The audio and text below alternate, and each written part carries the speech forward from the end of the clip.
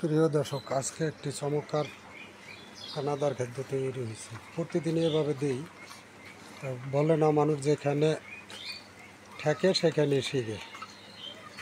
এর আগে দিতাম হলো এইভাবে, আপনার কুড়া বড়শি জেনে যা আছে সব কিছু দেওয়ার পরে এটা মিলাইয়া সাইডে যে কলুর টাঙ্গা আছে, এই টাঙ্গা হলে ছোটো করে কাটছি।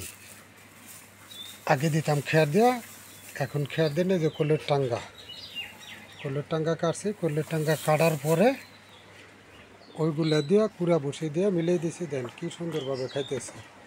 আর এভাবে খাওয়ালে জীবনে কোনো দিন গরুর পেটে বদ হজম হবে না।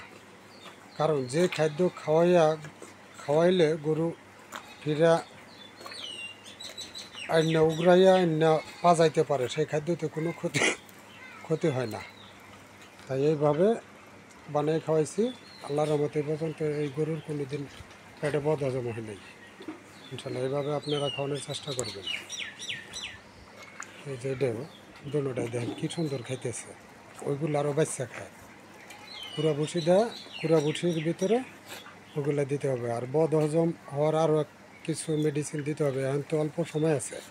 একদিন গরুতে না খেলে 3-4 দিন পর্যন্ত ওটার স্বাস্থ্য কাবু হয়ে যাবে। 3-4 দিন খাওয়াইলেও ওই স্বাস্থ্য হবে না। একবেলা যদি না খায়, একবেলা না খেলে 3-4 দিন খাওয়াইলেও ওই স্বাস্থ্য হবে না। কারণ এই খাদ্যগুলো সহজে হজম হইতে হবে।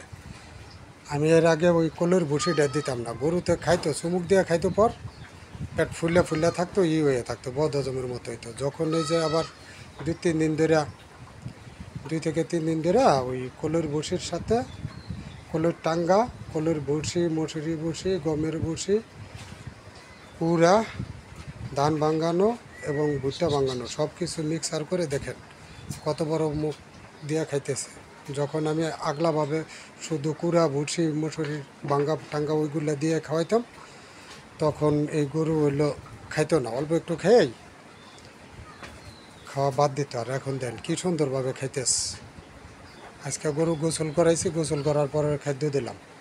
গোসল করাইছি, এখন বাজে হলো 4টার উপরে। অবেলায় গোসল করাইলাম, সকালে গোসল করাইতে নেই, গেছিলাম হাটে গরুর খাদ্যর জন্য, আসতে দেরি হয়ে গেল।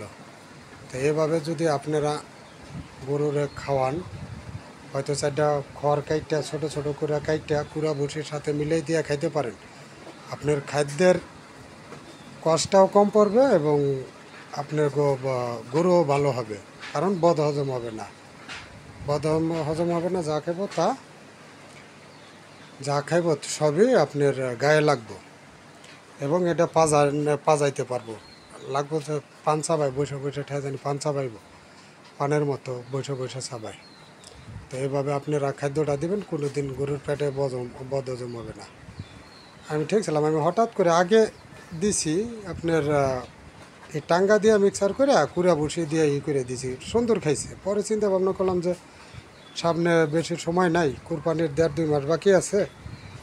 তো এই শুধু ভুসি কুড়া এইগুলা দিয়া খাওয়াইলে গরু অল্প দিনে যাবো না, অনেক দেখি ওইগুলা দিছি আমি। আর এখন অল্প একটু খাই আর খায় না।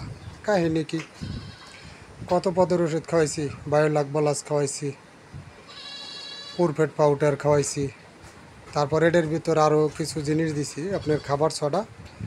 এই খাবার ছড়া প্রতিটা বেলায় দেন যদি 1 কেজি খাবারের সাথে 10 গ্রাম পরিমাণের খাবার ছড়া। আরও দিছি হলো আপনার স্টোমাভেট পাউডার। এগুলা দিলে ওই ক্ষুধা মুন্দা থাকলে ক্ষুধা আরও লাগবে, তখন প্রচুর পরিমাণে খাবে। আর যে গরুতে প্রচুর পরিমাণে খাবে সেই গরু অবশ্যই আল্লাহর রহমতে লাভবান হবেন। তো ঠিক আছে, আজকে যে খাদ্যটা দিলাম এইভাবে আপনারা খাওয়ান, অল্প দিনে গরু জেগে যাবে। আমার এই গরু দুইটা, মাত্র এই গরুটা কেনা হলো আপনার 47,000 টাকা। আর দেখেন ওই যেটা বড়, এটা কেনা হলো 55,000 টাকা। এই গরুটা 55,000 টাকায় কেনা। তবে এটা কেনা হলো ডিসেম্বরের 30 তারিখে। 55,000 টাকার গরু এটা 30 তারিখে, আর এটা হলো ডিসেম্বরের 28 তারিখে কেনা। দেখেন কত পরিবর্তন হয়েছে মাসাল্লাহ।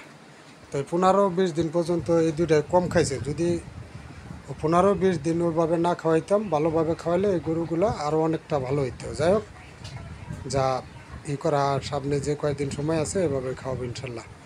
তো ঠিক আছে, আপনাদের সামনে আর ভিডিও বেশি বড় করব না।